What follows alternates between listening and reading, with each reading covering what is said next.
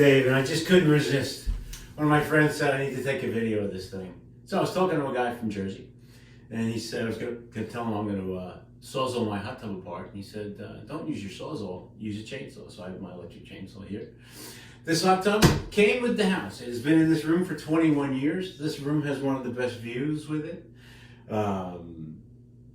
And I have changed pretty much everything in this hot tub you can imagine. I've replaced half the valves, this valve, that valve. I replaced the two heaters, the primary and secondary. I replaced the primary pump, the secondary pump, the switch for the light. It is a 1995 Hot Springs.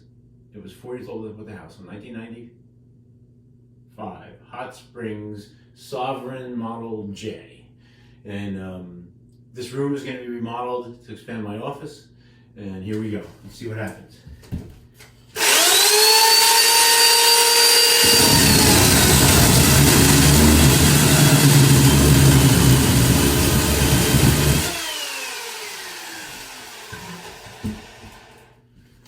Electric chainsaw may not be the way to go.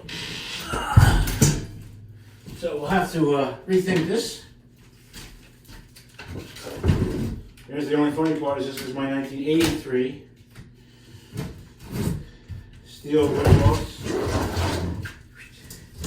Yeah, they tell you never do it like this, but anyway.